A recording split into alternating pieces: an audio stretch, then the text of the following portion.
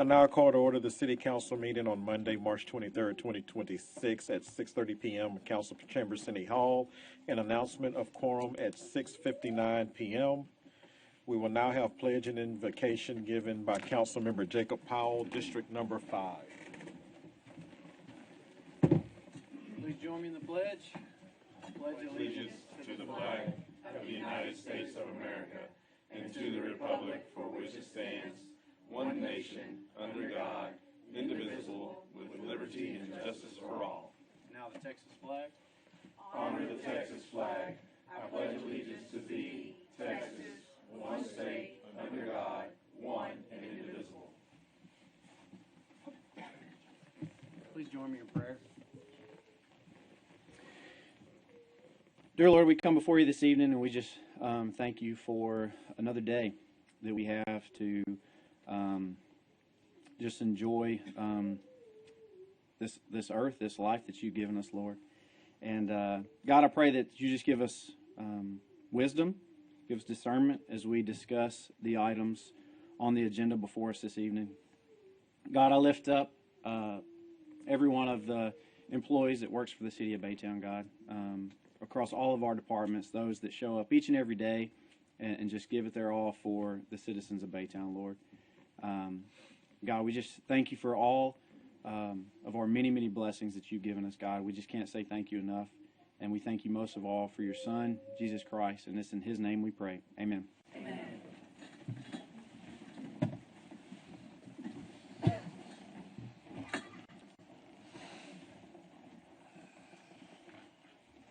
Thank you.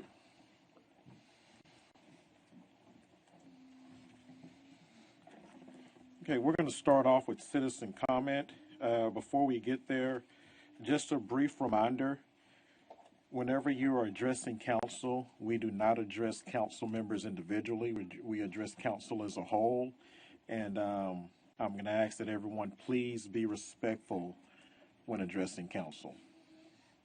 The purpose of citizen comment is to give all interested citizens the right to express their views. Everyone desiring to speak should have either signed the appropriate list in the foyer or emailed the city clerk prior to the posted time of this meeting.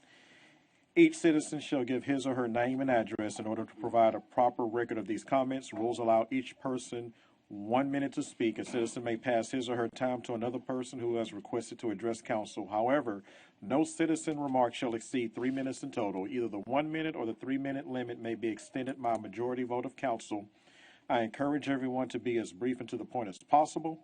Please keep in mind, council cannot discuss or deliberate on items for which public notice has not been given on this agenda. First person we have up would be Mr. Brandon Terry. And Mr. Terry, you have time given to you from Mr. Joseph Fallon, so you would have a total of 2 minutes. If you don't mind giving us your name and your address. Brandon Terry, 8011 Sugarcane Drive, Baytown, Texas, 77523. Good to go. Appreciate being given an opportunity to speak tonight. I'm here to talk about the city's towing contract. We used to have a rotation of like 10 different trucks, and the city created a towing monopoly. And the city basically rigged it to get their chosen shenanigan company picked. And the other companies were told, if this company slips up or falters, we'll open it back up. That's not what happened. Did not happen at all.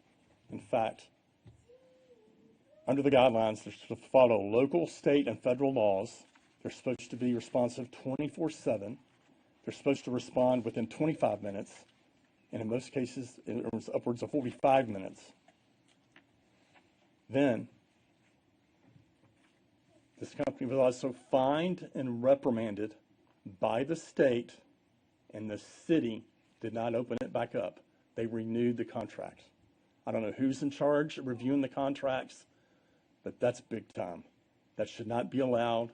And the companies that got put out, they went under. You put these people out of business. And like I said, things were working. There was no reason to create a monopoly.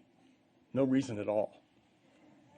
So, if you're willing to cut corners on a towing contract, What else are we doing? Just to give you a contrast, you hold an illegal meeting to bail out the golf course developer. So anyone dealing or dealt with the golf course developer, those vendors all got paid off. They all got made whole. They got bailed out. The towing companies, they got stomped out. Why the preferential treatment? Why is there a monopoly? Okay, Mr. Terry, that's your 2 minutes. Thank you. Next, we will have Mr. David Isaac. And Mr. David Isaac, you have time given to you from June Stansky and Azalea Sprecher. So you have a total of 3 minutes. If you don't mind giving your name and stating your address for pointer. Thank you, Mr. Mayor. David Isaac, 2812 Landmark Drive. My favorite color is orange. Mr. Mayor, I want to talk about the duly elected Mayor Pro Tem position that we did last week, that we executed 2 weeks ago. 2 weeks ago, this body, this chamber, witnessed us elect a new Mayor Pro Tem. So my question is, I would like to ask this question: why is it that our old Mayor Pro Tem is on the flight to go to Washington, D.C. this week to advocate for, to present for, to lobby for the interests of the Baytonian? I think 2 weeks ago we made it loud and clear that that individual who is scheduled to go to Washington, D.C. lost. That person lost their position to be over one of the committees, CIP, okay? And that person also lost their Mayor Pro Tem position, and that's for a reason. That's because that person right now does not reflect the interests, the needs, and the wants and the concerns of the Baytonian. Person voted down child care, our District 5 representative is of which I am referring to. That person voted in favor of a battery storage facility, very dangerous battery facility. It's going to have firefighters work and hazmat units have to pay and work extra hours and use extra funds. But that person also voted down child care. We don't need any 12, 14-year recent carpetbaggers coming to Baytown, ruling on these issues that affect everyday people in the negative, and then wanting to go to Washington, D.C. after we voted them out and they lost already, Mr. Mayor. We also don't need anybody to go and represent us that doesn't answer their phones. I have been over this. Mr. Mayor made a phone call recently. I'll elaborate on this in a later speech. But we need our individuals who represent our council, who represent these people, to answer their phones. There are no excuses and no exceptions in my book, Mr. Mayor. And finally, our individual has refused interviews in the past. If you cannot answer phone calls, if you cannot interview with regular, everyday individuals, then what are you to do as a public servant? What exactly is your job, is I want to ask that representative, Mr. Mayor. We need good, clean, ethical government from this governing body. We don't need to send individuals that we did not elect to represent us. And so I'm asking this council to ensure that we get whatever we need to do. We need to change the flights on the hotel, change the flights on the flights, change the name on the flights, but get it done. Send our representative, send the person that we elected duly as a city council to represent us in Washington, D.C., not somebody that we threw out 2 weeks ago already. That's what I got to say today, Mr. Mayor. And let's have more ethical, transparent individuals representing us on this city council. Thank you very much. Thank you. There being no one else desiring to speak, this concludes our citizens' comment portion of the agenda. On to 2A, consider approving the city council minutes of the Municipal Development District and City Council joint meeting held on February 26, 2026. I need a motion. Motion to approve item 2A. Second. All in favor? Aye. Any opposed? Motion carries. 3A, recognitions and citizen communications. City of Baytown employees of the for their years of service, Mr. Joey Lopez. Yes, sir. Thank you, Mr. Mayor and Council. We'd like to recognize an employee for March this month. Levi Masterson, IT, 25 years. Levi was born in Baytown in 1981 to a family with roots dating back to the days of Humble Oil, long before Baytown consolidated. He graduated from Sterling High School in 1999 and later from Lee College. Always having a love for anything electronic or mechanical, While still in school, he was recruited to work for the local school district's IT department. After 2 years with the school district, he was hired to fill a PC technician role at the Baytown Police Department, where he was assigned to the Harris County Organized Crime and Narcotics Task Force. When the task force spun down, he was offered a position with the city's IT department, where his career has progressed to the point it's at today, as the team lead for the computer system specialist, system administrators for the city. When not at work, Levi enjoys spending time outdoors, whether camping, cycling, or gardening. He loves spending time with his family or working on anything electronic or mechanical that requires tinkering. Thank you, Levi, for 25 years of dedicated service.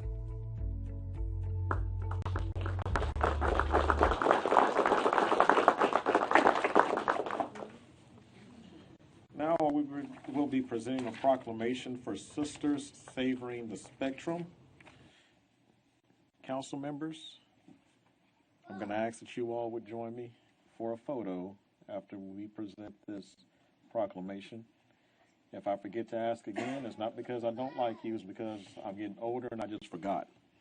So please accept this invitation whenever the opportunity presents itself.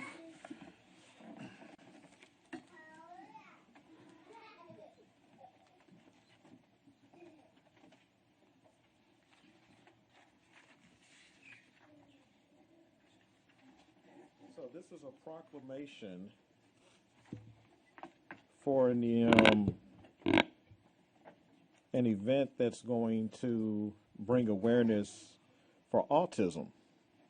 And would you like to have a few words before we present this?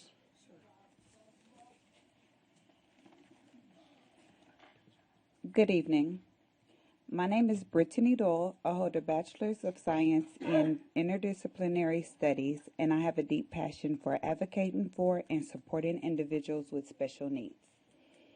Sisters Saving the Spectrum is about celebrating, understanding, and honoring our differences while building a community rooted in compassion, love, and acceptance. First and foremost, I give all honor and thanks to God. Without Him, none of this would be possible. Autism is a spectrum, beautiful, diverse, and filled with incredible, unique gifts. Our role is not to change anyone, but to listen, to learn, and to love people exactly as they are. Awareness leads to acceptance, and acceptance leads to meaningful action. The proclamation we are receiving today represents both awareness and acceptance for individuals with autism who experience the world differently. It shows that you care, that you see them, and that you believe in creating a more inclusive world for all. I would like to extend my heartfelt gratitude to my family and friends for your unwavering support. Thank you to the City of Baytown, Joe V's, Top Ladies of Distinction, the Family Counseling Center, and GCC ISD for standing with me and supporting the vision. A very special thank you to my pastor, Dr. Stephen Richard Sr., for your support. An extremely warm and heartfelt thank you to my awesome parents for taking time out of your busy week to bring your amazing kiddos out this evening. Your support truly means so much and helps make this cause so special. And thank you to Mayor Charles Johnson for the incredible work you have done to help bring this vision to life. Your support and dedication truly made this possible. Together, we are making a difference. If you are interested in attending this event, it will be held on Saturday, March 28th at 11 a.m. at Fellowship Community Baptist Church here in Baytown, Texas. We would love to see you there.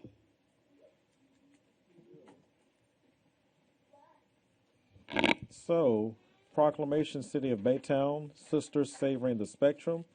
Whereas autism spectrum disorder impacts individuals and families across all communities, and each with unique strengths and experiences, and whereas Sisters Savoring the Spectrum promotes autism awareness, acceptance, and inclusion through education, connection, and community support, and whereas fostering understanding and acceptance of neurodiversity strengthens communities and creates opportunities for autistic individuals to thrive, and whereas community gatherings provide meaningful spaces for advocacy, shared learning, and the celebration of diverse abilities and voices, and whereas recognizing and amplifying autistic voices is essential to building a more inclusive and equitable society, Now, therefore, I, Charles Johnson, Mayor of Baytown, do hereby recognize on this 23rd day of March 2026, Sisters Savoring the Spectrum and commend them for their commitment to honoring neurodiversity, uplifting autistic individuals, and supporting families through unity, understanding, and community engagement. It's time for a picture.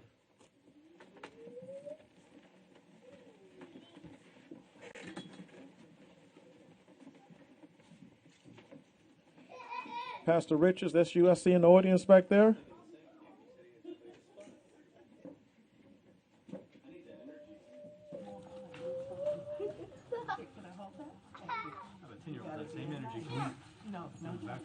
Back up just a little bit, right underneath this one. That was a good cheese. Cheese.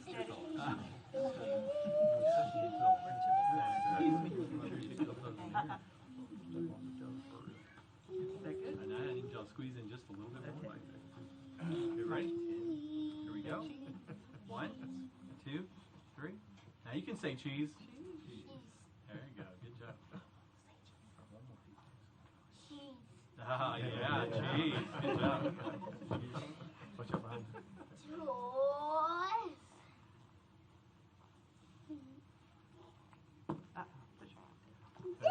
Thank you. Thank you so much. Thank you. I appreciate what you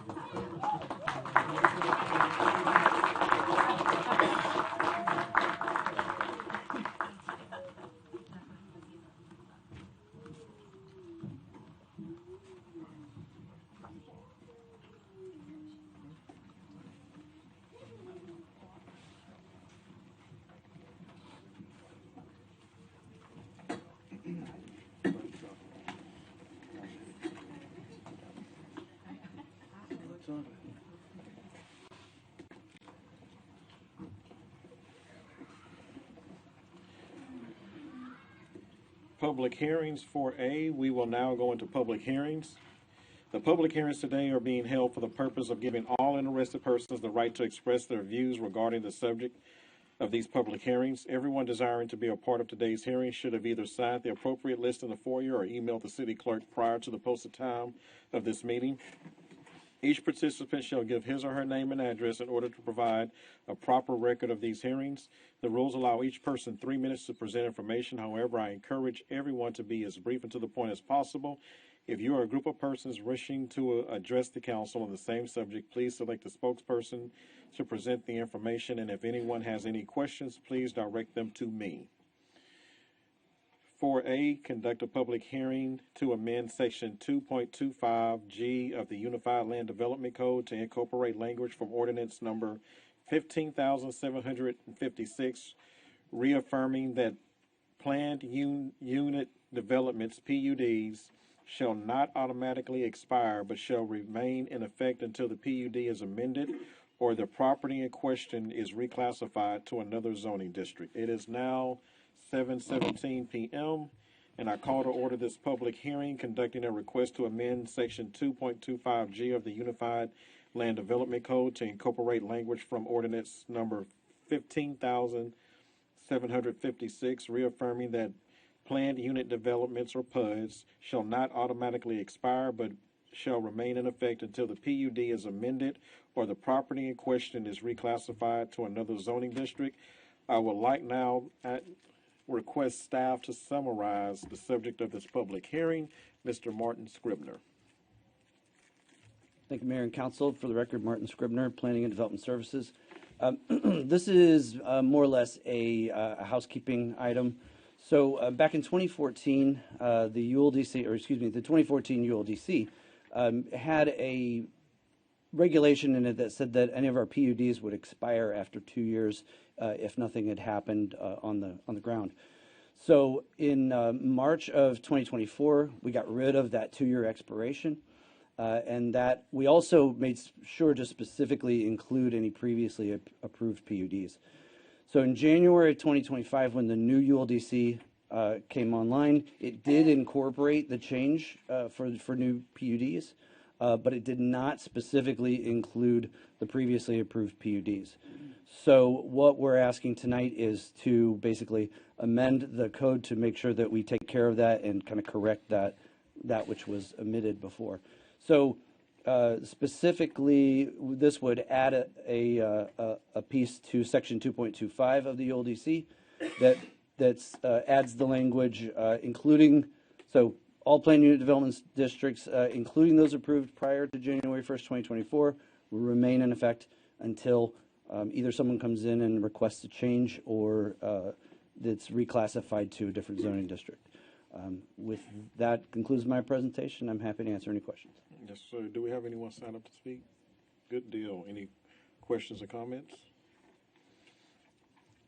There being no one else desiring to speak, I now close this public hearing at 7:19 p.m. concerning a request to amend section 2.25G of the Unified Land Development Code to incorporate language from ordinance number 15,756, reaffirming that planned unit development shall not automatically expire but shall remain in effect until the PUD is amended or the property in question is reclassified to another zoning district.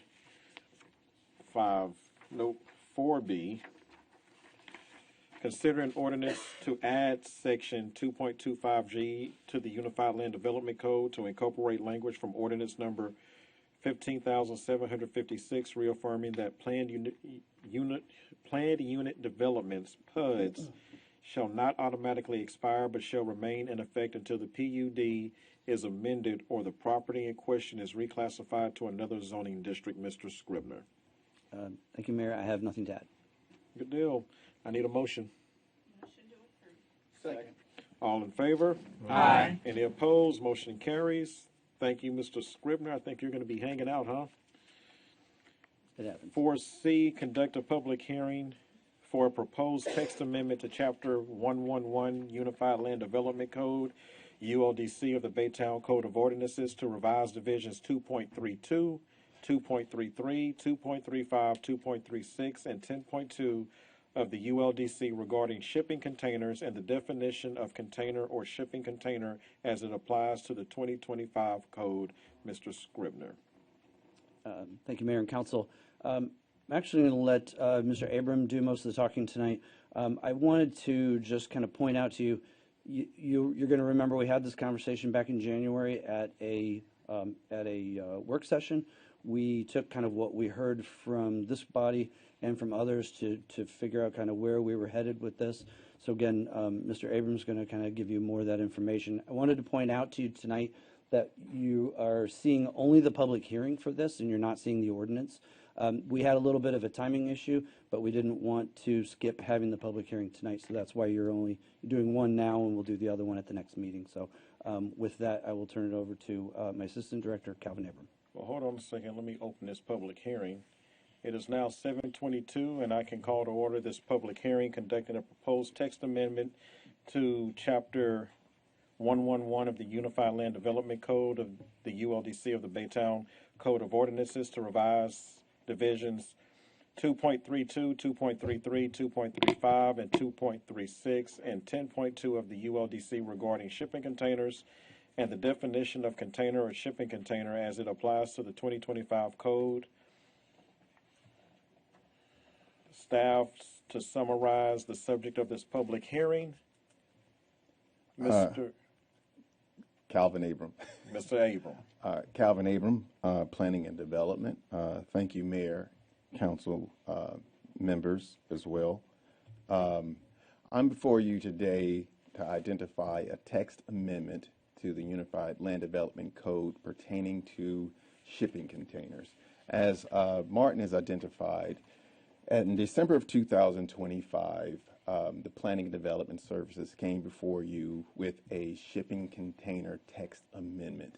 At that time, what we received was you would like for us to do a little more research to identify how we can holistically improve the Unified Land Development Code as it pertains to storage containers. With that, in January of 2026, we came before this body in a work session and discussed several ideas of of shipping containers. We asked, what did you like? What we can improve on? What would you like to see? And from that, that we expanded our research, reaching out to several other cities that are in proximity to Baytown, and also the Dallas-Fort Worth area, Austin and Houston as well, as we looked at shipping containers and how they are incorporated into the residential, commercial, and industrial zoning district. And what we're presenting to you today is essentially the culmination of all of the research that we gathered, including the feedback we received from you, Planning Commission, and what we've heard from our constituents and both stakeholders as well.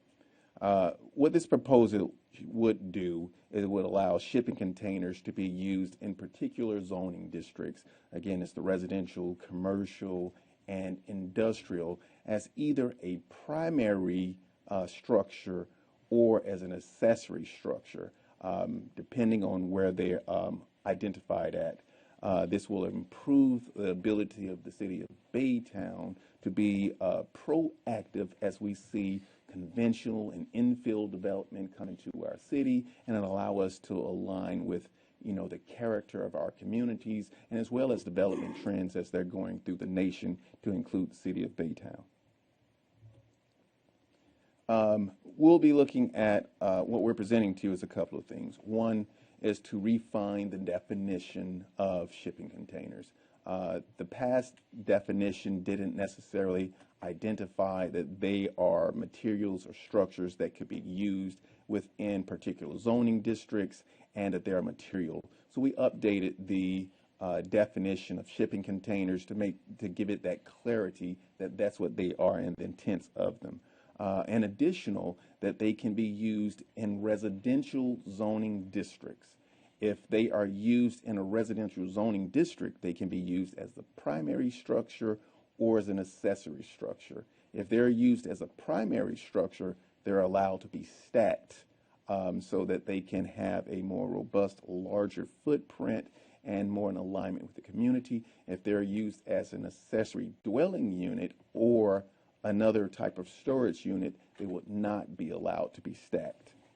We would look at those as any other type of storage item that would be within a residential zoning district.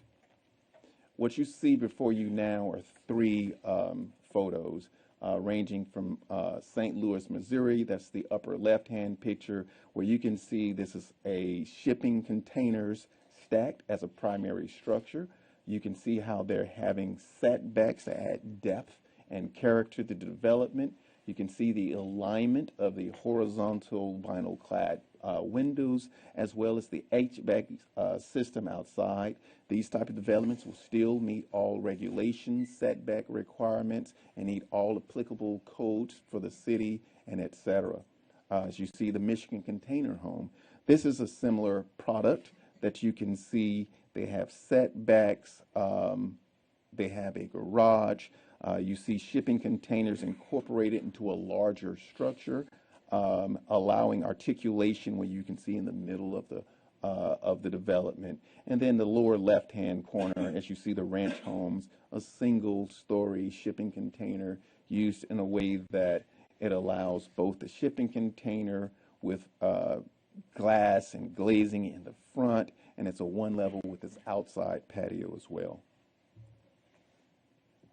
In addition to allowing shipping containers in residential zoning districts, we're also proposing to allow them in commercial zoning districts as well. The same difference, a commercial zoning district, if it's used as the primary structure, it will be allowed to be stacked. In addition to that, they must follow all other city codes. They will be treated like any other structures, and if used as storage, they would have to be screened. And also, we would take and consider as they transition, or if a shipping container is used in a commercial zoning district, just like any other developments, if it goes from a higher intensity use to a lower intensity use, buffers and screenings will be required as well.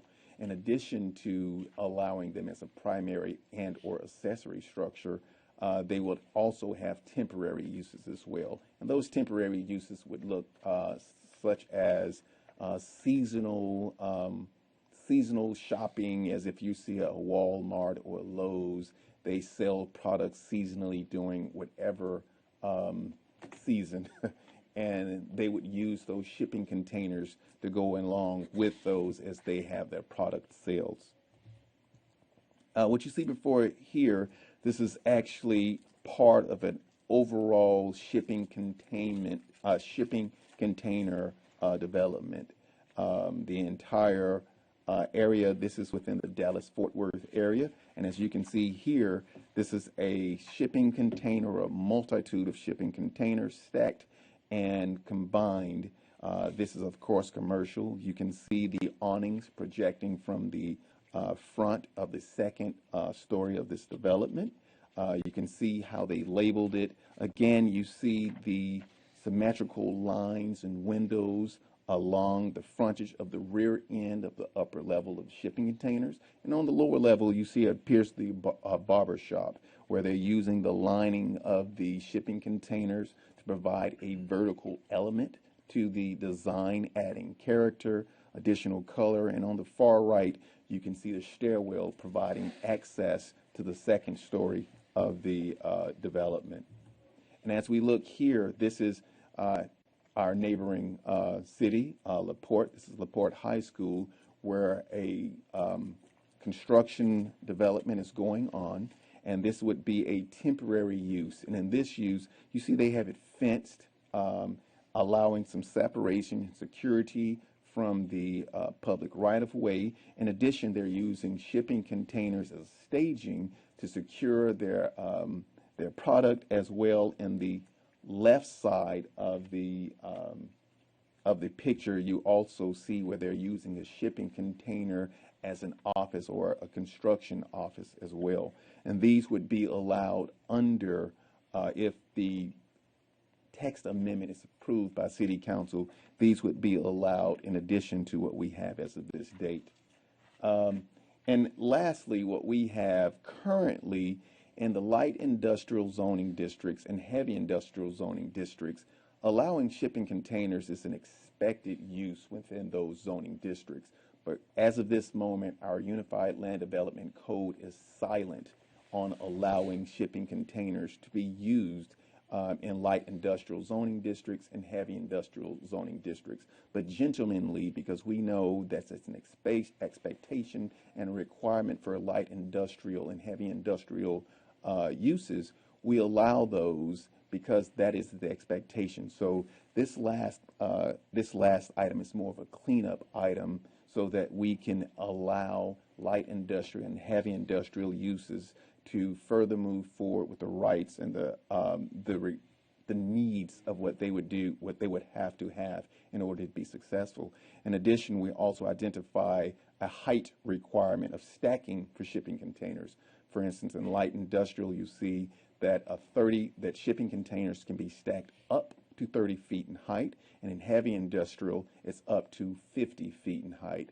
These were items that were allowed previously under the 2014 Unified Land Development Code, which was the regulating feature for the regulating document for the city of Baytown before the 2025 ULDC was approved and came into action in January 2025.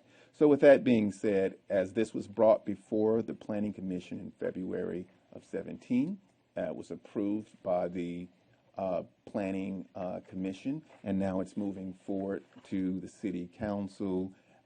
So with that, this concludes my presentation. If you have any questions, I'm here to answer them. Neil, anyone sign up to speak? Nope. Questions or comments? Okay. Thank you. Thank you, Mayor. Now, City Attorney, we're moving on to 5A, but I want to know, oh, I do need to close it. Thank you for that, sir. There being no one else desiring to speak, I now close this public hearing at 7:33 p.m.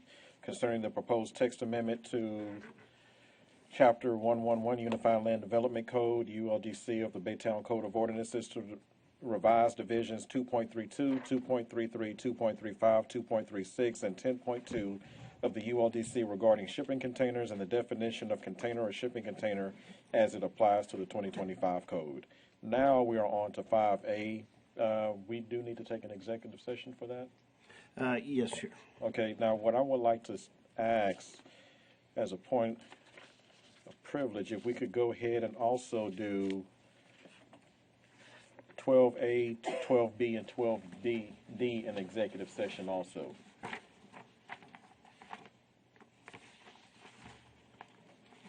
Or do we have to do two separate executive sessions for all of that? No, sir, we can take them all at the same time. That's what I like to do.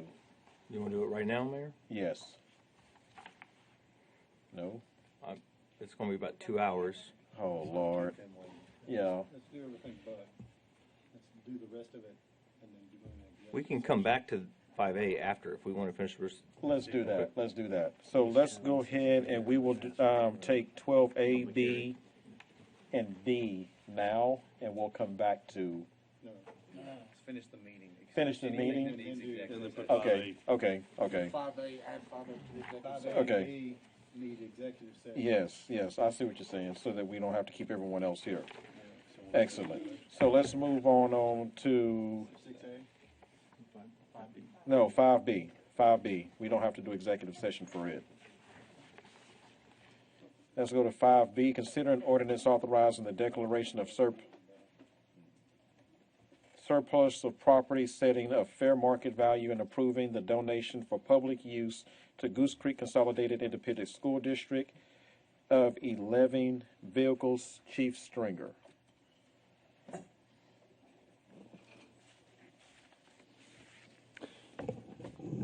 As we continue our cooperation and support of the ISD Police Department, we came across a need for vehicles. We have several vehicles on our deadline that have reached end of life with the city of Baytown, and this is one of our efforts to be able to continue to support their police operations with the ISD Police Department. We request permission to donate these to the department.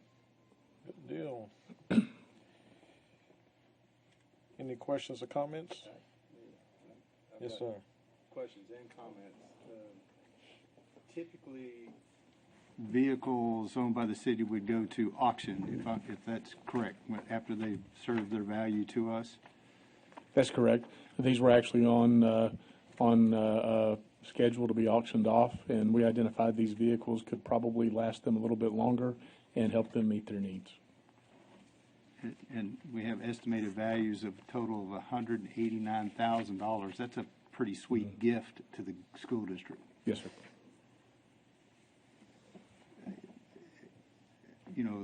We get pounded all the time of trying to find funds and monies to support city operations and city projects, and we run under a tight budget, and we have to deliberately cut things from time to time that is painful for all of us up here. And basically, I know we probably get pennies on the dollar going to auction, so I understand that, but I just want to be clear that this is what we do, and I'm not in disagreement with doing this because it'll help them out as well, but this is one of the things that we will get feedback on, I'm sure, especially with an estimated value of around $189,000. Now, again, we wouldn't get near that at auction. No, sir. That's not near. But it's just one of those things that we got to be conscious when we do this and make sure everybody understands that when they see $189,000 out there, we'll probably get $50,000 total, maybe, at auction, if we got that much. So it's just deceptive, but we got to be clear with that, and that we're helping out another local entity that we work hand in hand with. So again, I'm not opposed to it. I just want to be real clear, because I know there'll be some pushback from certain individuals that you just gave away money and you could have used it for something else. That's not necessarily the case, because you go to auction, and when I was on the other side of the dais here, we would take stuff to auction and we would get pennies on the dollar for estimated value. So it's just to be clear that don't get hung up on that big number, because it wouldn't be that much. That's correct. But we also need to recognize that when we do that, that's funds that's not coming back to the city that we could use for other projects. We do have a number of vehicles that have recently been auctioned off, and we have more that are slated to be auctioned as well. So this isn't the total inventory that is slated for auction. Yes, ma'am. Thank you, Councilman Lester, for making that clear. I agree with that. I also, though, wanted to take the opportunity, Chief, to tell you thank you so much. I've seen you reach out to the other police department in our community numerous times, and I thought this was a very innovative way to look at some of the ways that we can work together with them and create more bridges so that it'll be better for our community as a whole. So I just also wanted to recognize that. Thank you for thinking outside the box. Thank you very much. Yes, sir.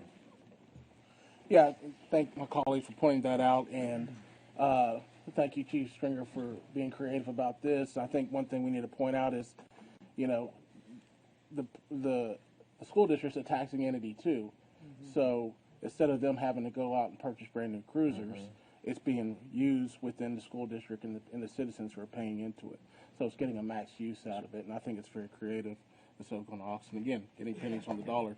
So I think that's ultimately, in the big picture, it's a pretty innovative move. So thank you, sir. Thank you. Is this the first time we've done this? To the best of my knowledge, it is. It's the first time we've done it since I've been here.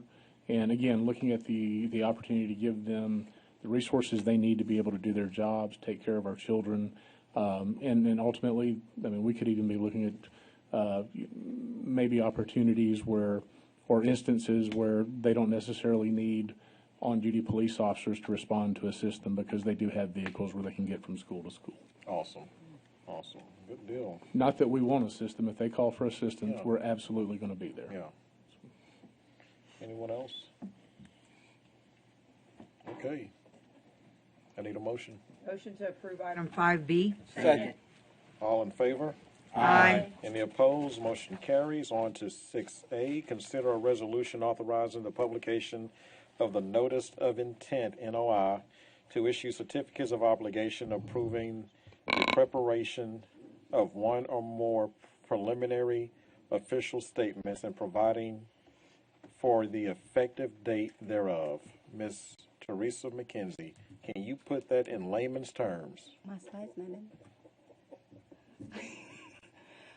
Good evening, Mayor and Council. I thought I had a slide in here for the debt. So this notice of intent, this resolution is going to authorize us to publish the notice of intent for the water and sewer certificates of obligation in the amount of $59.4 million for water and sewer projects. As far as the preliminary official statements, it's going to allow us to prepare the preliminary official statements for both the GEO bonds that were approved by the voters, which is a total of $34.7 million, and that was for the neighborhood streets and Fire Station 4. And then once we publish the notice of intent, I'm sorry, my slide threw me off. A notice of intent, the first publication will be April 6th, and the next one, April 9th, and then the second publication will be April 16th. And then we will have the preliminary official statement finalized with the notice of sale on May 28th, on May 20th, which will allow us to bring back to you the approval of both the CO and the GO bond issuance for both the GO and the COs. And remember, again, the COs is for the water and sewer projects only. We do not need to do a notice of intent for the GOs because those were approved by the voters. And I'm happy to answer any questions. Questions or comments? Nothing? Good deal. I need a motion. Motion to approve. Second? Second. Thank you. All in favor? Aye. Any opposed? Motion carries. Thank you, Ms. McKenzie. 7A, receive the City of Baytown Annual Comprehensive Financial Report for the fiscal year ending September 30th, 2025. Ms. McKenzie. Okay, so Mayor and Council, I'm happy to announce that for the first time in a couple of years, we're presenting you the audit, the annual financial audit, by the May 31st deadline. The staff and the auditors worked really hard to get us to this place. It's been a great deal of frustration, long hours, and hard conversations, but we're here. What you need to remember, though, is that as you notice, you don't see where the single audit is mentioned, which is our compliance with our grants. That single audit report will be presented later before the June deadline, which is different for us this year. We've never done that before, but we're going to proceed with that this year in hopes that next year we'll have them both together as normal. So we'll be bringing back the single audit, which is, again, our grants compliance that we have to do. We'll bring that back by the June deadline. And so Stephen Smith with Weaver and Tealwell is here to present the audit findings. Awesome. Thank you. Good evening. As Teresa had mentioned, I'm here to present the audit results for the fiscal year ended September 30th, 2025. As Teresa mentioned, we appreciate the hard work that the finance team has put forward to being towards the audit and working with our requests. So as far as for the audit process, so the audit standards that we had performed the audit was in accordance with generally accepted auditing standards as well as generally accepted auditing standards.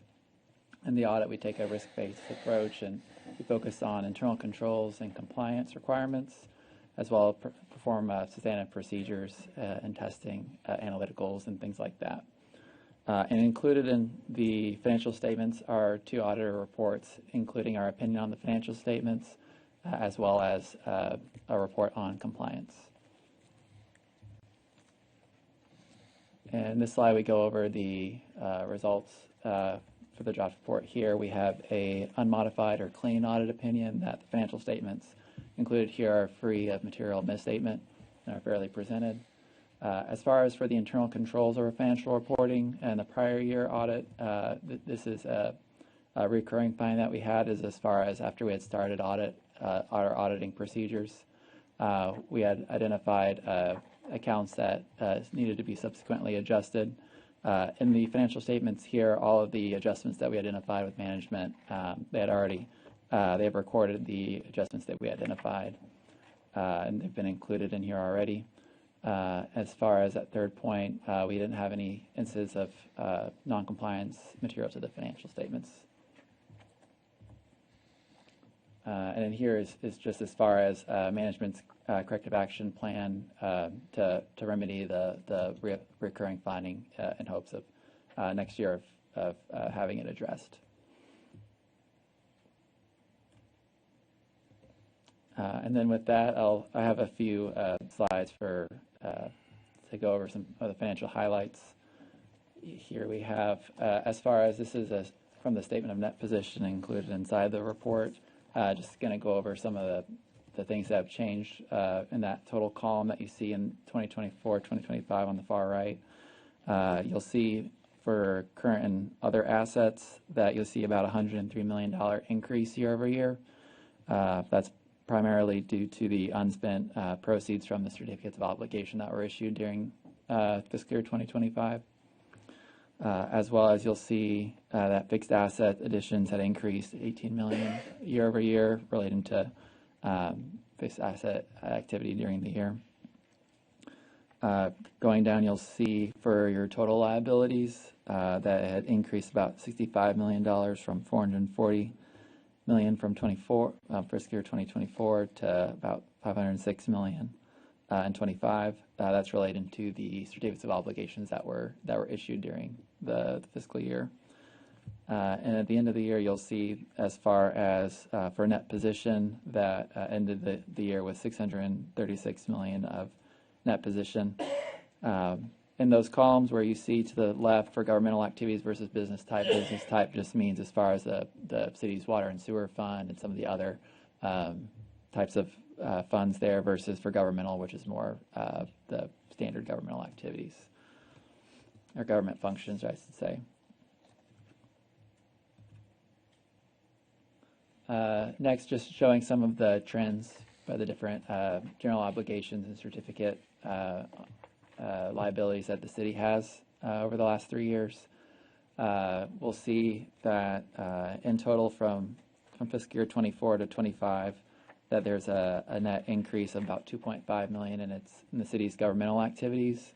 You'll see, year over year that there was a little bit of an increase relating to the issuance of the certificates of obligation from about 92 million to 103 million in 25, and then the rest of the total 153 million that you see there was net of debt service payments that happened during the year. And then going down to for the business type activities, you'll see that the largest change year over year was relating to the certificates of obligation. In total for the liabilities there, about a $59.3 million increase.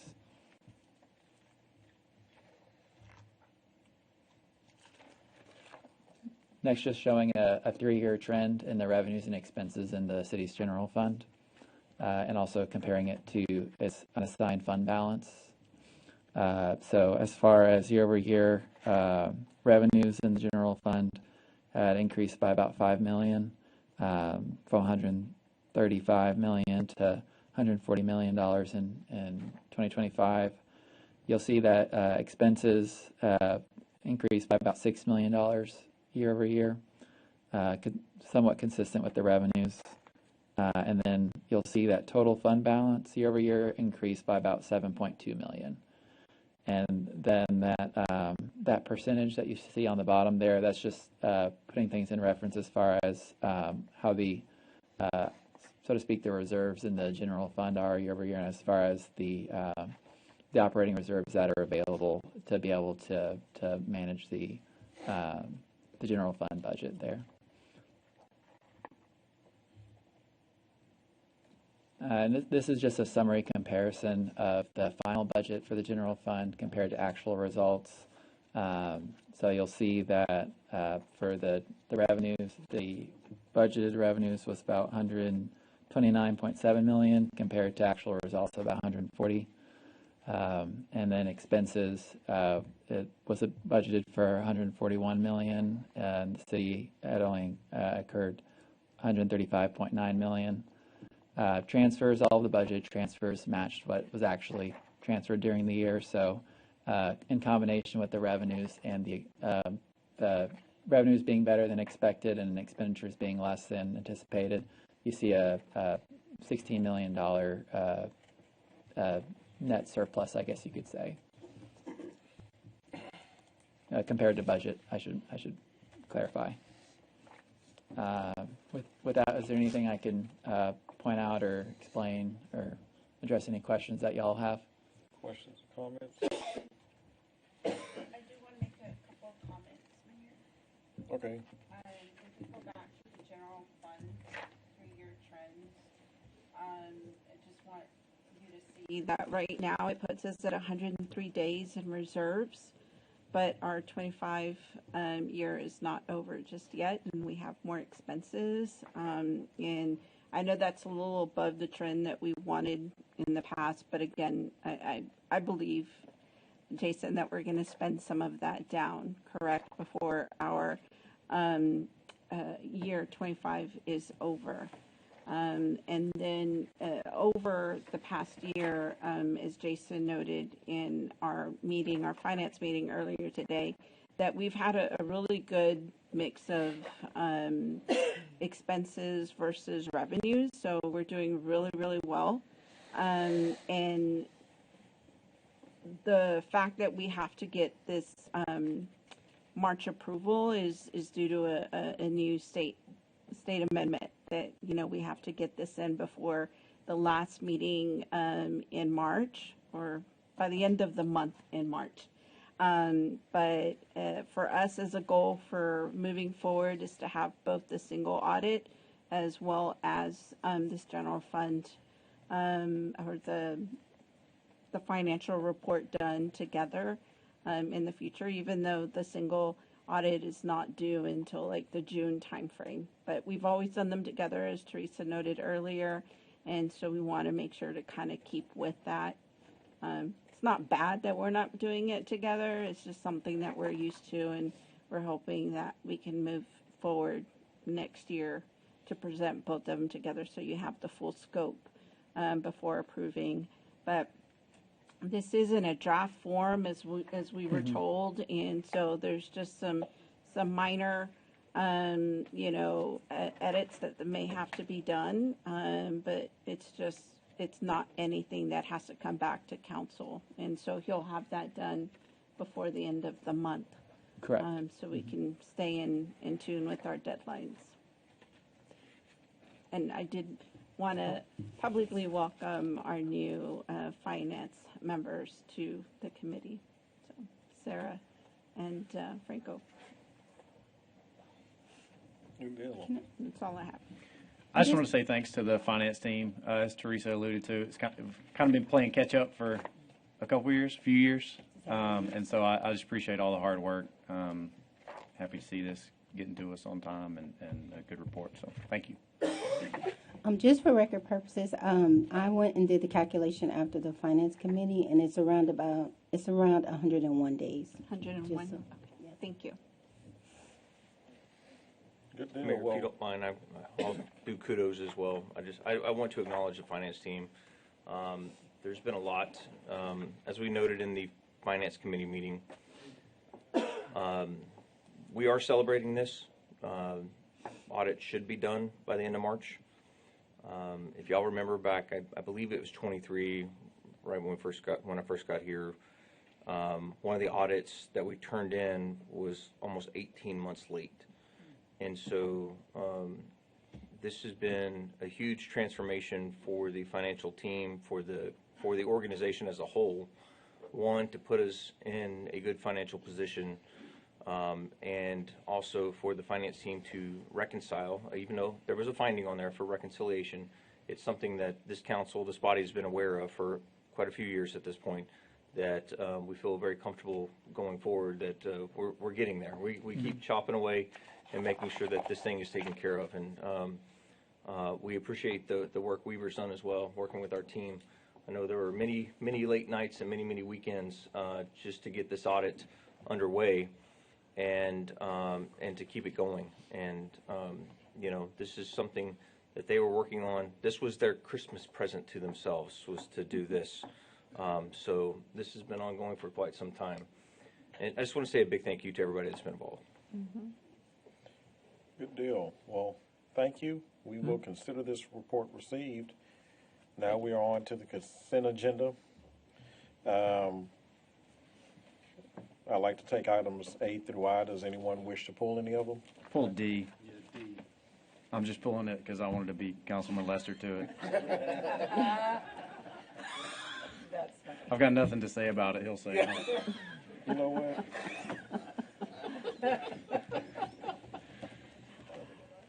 Friends like that. So I need a motion to, oh, come on, man. I need a motion. I motion to approve consent items A through I with the exception of D. Second.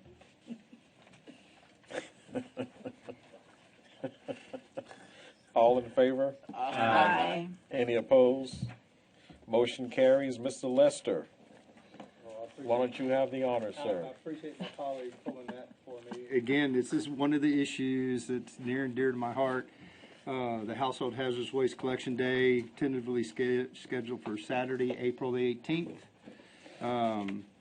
at the Baytown Source Facility located at 1200 Lee Drive from 9 a.m. to 2 p.m. This is always a well-celebrated, well-participated event by the citizens. And again, I've tried to coach our city manager that when we do good things, we need to brag about it. And this is one of the things that I get a lot of calls on from my constituents is, when are we going to have it? When's the next one? So there's a definite interest out there. So I just always want to highlight it and bring it to light. I guess if you want to expound on, staff can expound on it a little bit. Juan Macias, Public Works and Engineering. Yeah, as you mentioned, thank you for bringing this to the citizens' attention. This is the Household Hazardous event. We're wanting to have it on April 18th from 9 to 2. So we look forward to holding the event that day. Mayor, hopefully it'll be a nice day and people will come out. It's again, for years we'll go through, and it's amazing what people bring us. And I'll just tell one short story. We had a lady once, many years ago, and thank goodness we have the fire department there with us. She brought, her husband had passed away, and she was bringing all of his reloading stuff to the household hazardous waste event. She had literally boxes of gunpowder and primers in her back of her car. Fire department got real excited at that point. So you just never know what people are going to show up with, but it's a great event, and we don't want to miss it. I know Public Works and the city will advertise it significantly, but it's always a great event. So I always try to pull these off when I see them. We just added on consent, Mayor, just to have more attention, so Mr. Lester Well, can pull it off. I'm going to say, whenever you said that there was a lady whose husband had died, and she brought, I thought you were about to say she brought her husband. Yeah. That might be household hazardous waste too. I don't know. But Mayor, I make a motion to approve item 8D. Second. All in favor? Aye. Any opposed? Motion carries. We are now on to appointments. Consider a resolution authorizing 3 appointments to the Baytown Housing Authority, and since I've actually ran into some individuals from the Housing Authority periodically throughout Baytown. I've asked them how things are going. They seem excited about what they're doing there. They said everything's going great. Pastor Richards actually serves on that board, and he was here tonight, and just talking to him briefly again, he was just saying, hey, everything is working together. And since they all want to be reappointed, I am going to reappoint all three that have asked. So I need a motion. Motion to approve? You need to name them. Oh, I'm sorry. Go ahead. What'd I do? Could we have the names, please? Oh, for I'm the record. Grace Coronado, Tammy Guidry, and Stephen Richard. Move to approve said candidates. Second. All in favor? Aye. Any opposed? Motion carries. We are now on to the manager's report. Mayor and Council, thank you. I'd like to point out Human Resources, Police, Fire, PDS, and Public Works teams participated in the Lee High School Career Day, leading interactive sessions and engaging at the career fair to showcase the City of Baytown opportunities and inspire future public servants. So thank you for everybody that went out there, represented the city. And if anybody is looking for a job, we are hiring.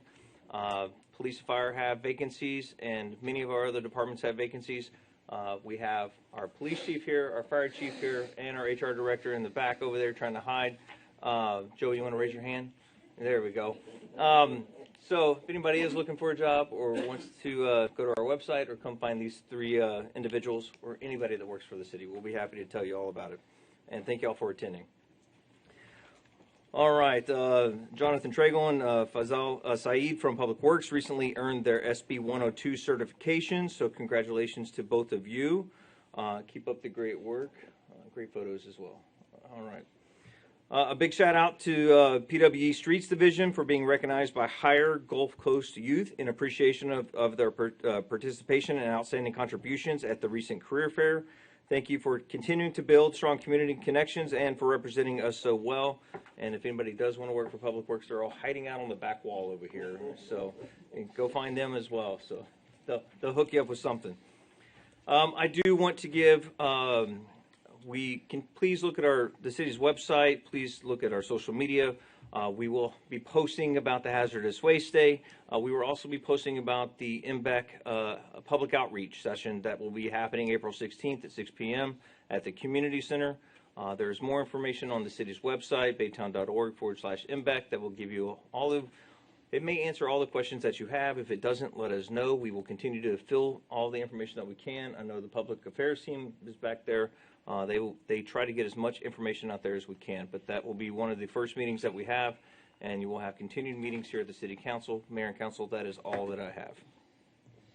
Good deal. Now it is time for a council member district report from Council Member Jacob Powell, District 5. All right, a few updates from around the district. Some new business development. Jindal Pipe is adding development out on FM 565. There's a Panda Express coming to Highway 146 Also, a Swift Showlander, that's a new service station there at Showlander and I-10. They're the Plaza Shops at Baytown. That's a retail center that's going in on North Main.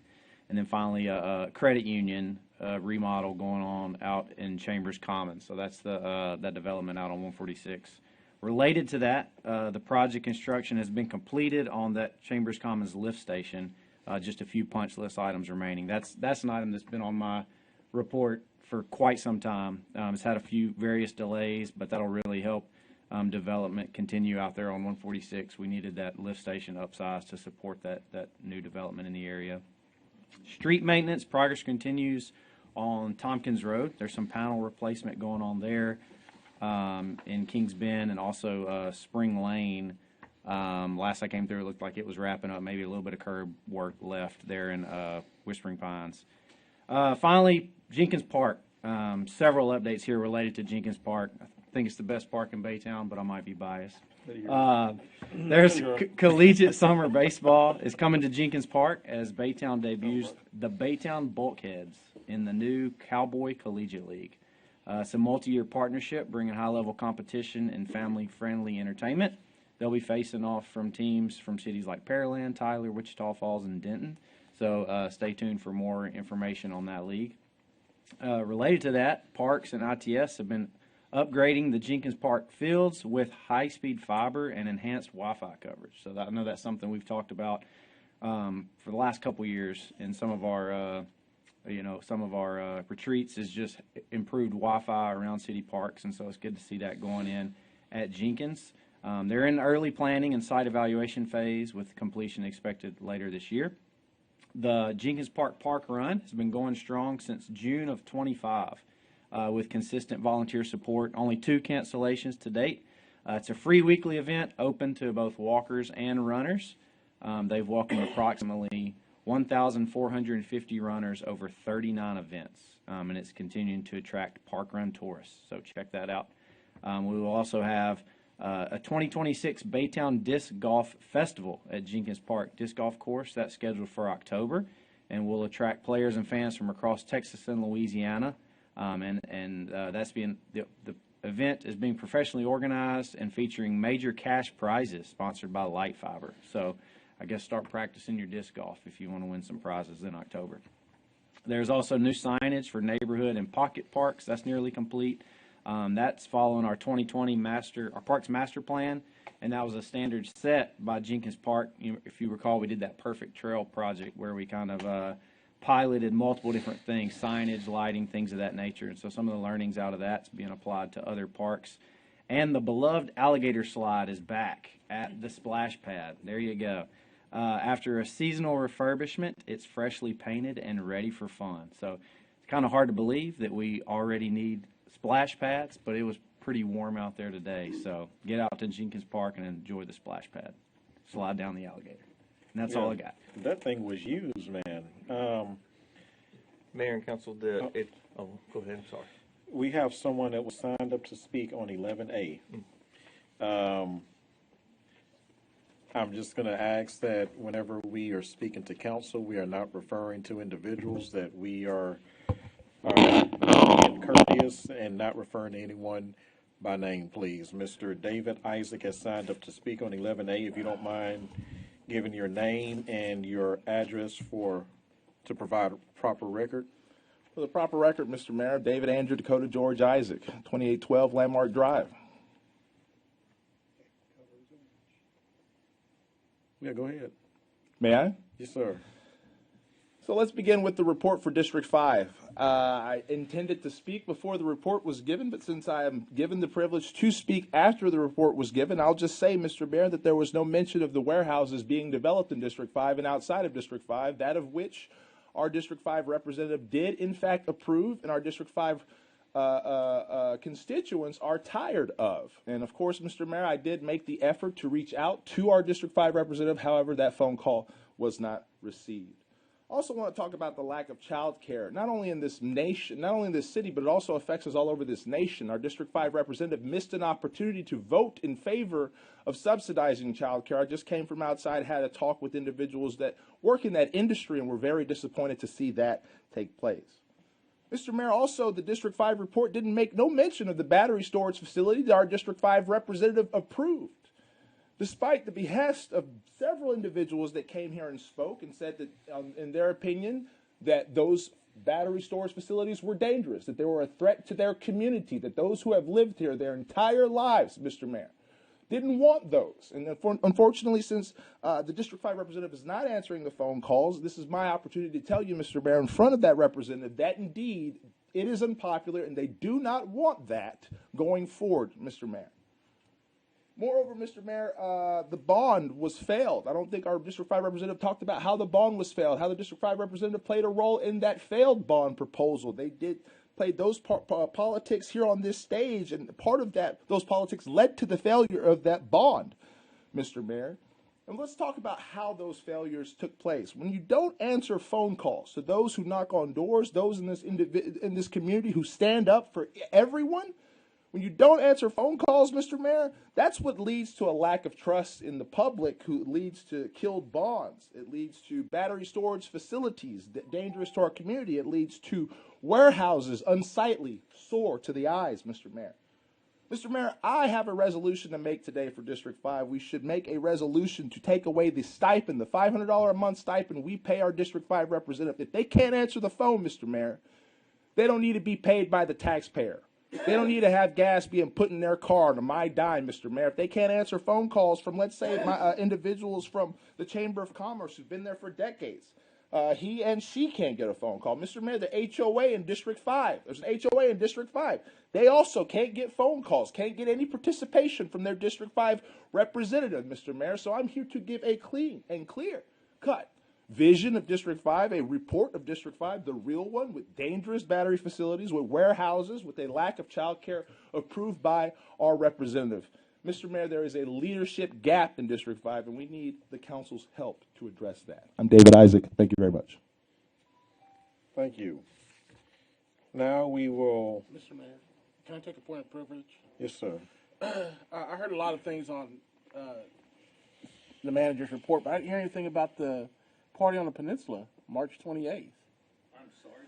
Oh, come What's on. up with that, Come man? on. Come on out to District Well, 3, you know what? the Why don't best you park. take some time and talk about it? Well, it's the best park in Baytown. It's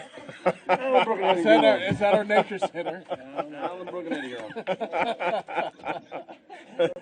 Our nature center will be having our party at the peninsula this Saturday. We'll have Zydeco Music and Ty Larimore, a local talent. Plenty of food. Bring your lawn chair out and have a good time. What time does it start? In the evening. The evening, 6 o'clock. So it's just in time for a beautiful sunset over the beautiful nature center, and come and have a good time. It's free. And it's free. Yeah, it's free. Mosquitoes aren't, but this big this year. Yeah, well, everybody knows to bring There's off no in mosquitoes Baytown. on party at the peninsula. Yeah. They leave for the night. Yeah, the mosquitoes aren't invited. We just tell them to shush. Well, I'm just going to say, as mayor, I like all of our parks. I think all of our parks are great. They do an awesome job right up there. How convenient. Right up there with our, is amazing. right up there with our library. How convenient. Just saying. So we will now recess and convene, recess into and convene an executive section pursuant to Texas Government Code 551.071 to seek the advice of city attorneys regarding pending or contemplated litigation. 551.072 to seek the advice of city attorneys regarding the deliberation of real property, and 551.087 to seek the advice of the city attorneys to deliberate economic development negotiations. And it is 8, and that would be 551.074 to discuss personal matters concerning an extension of line of duty illness under Texas Government Code 143.073 for firefighter Vanessa Chavez. No, it's D. 12A, B. 5A, Yeah. I now reconvene our open meeting of the Baytown City Council at 9:58 p.m. An announcement and announce that in accordance with section 551.102 of the Texas Government Code, no action was taken in executive session, having exhausted. Mayor, we have to, no action on 5A. Actually, we need to make a motion. Yeah, you're right. No action on 5A. We need to make a motion. Is that on 12? 12C? 5A. No action was taken on 12A. No action was taken in executive. No action was taken in executive session, but we do need a motion on 5A. No, We- we can just take no action on it. Okay. So, we're just recognizing that when we were in executive session, no action was taken at all, but with specific reference to 5A, there will be no action taken tonight. Okay. But you don't need a motion to do that, you just need to say it.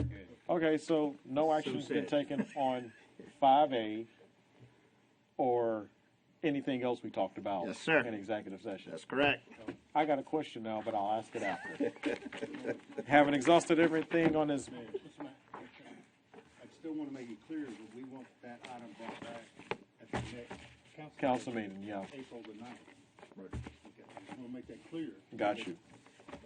Yeah, Don't get scared. yeah. Having exhausted everything on this agenda, I now adjourn this meeting.